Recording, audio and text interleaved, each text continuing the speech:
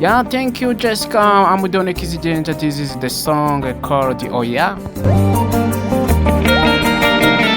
Ivan Bravan.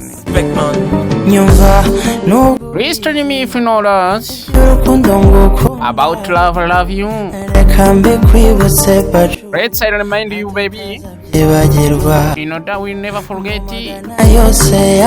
In all 100 beautiful people, no one can pour you. The champion is I leave you and go, yeah. You are so beautiful. I wanna grow all of you. So beautiful. Yeah. Do you think I can leave you? No. Tell me you think it's possible? No, baby. It's right, I can't. Yeah. And I try it, I can't. Jessica, I hope you are okay and enjoy your favorite song.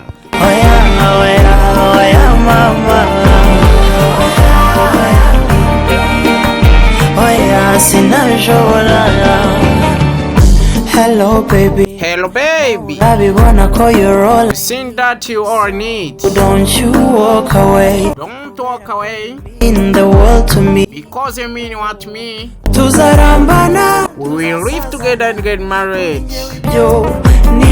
This is my principle. Don't get fear. You're so beautiful. You are so beautiful. Wanna grow old with. I wanna grow old with you. I swear to God, I will always be. Do you think it's possible?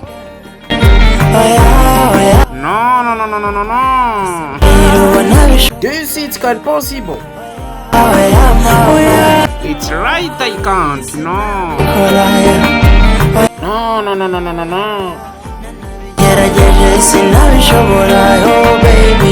And when I try, I can't. This is Done Kizigenza kabisa. All websites I'm available: Facebook, YouTube, and TikTok. I hope everyone is okay, especially Jessica. Done Kizigenza.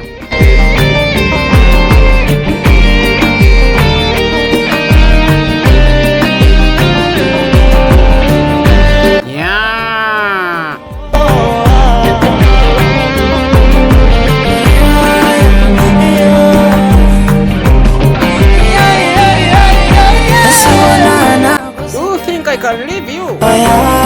No. Tell me, do you see it's possible? No.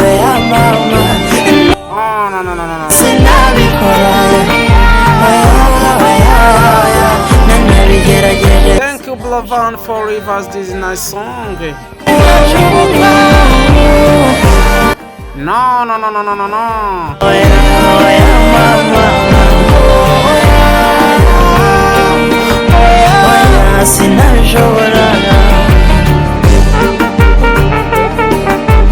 This is a nice song called the OYA that rivers by Bravan, artist from Rwanda.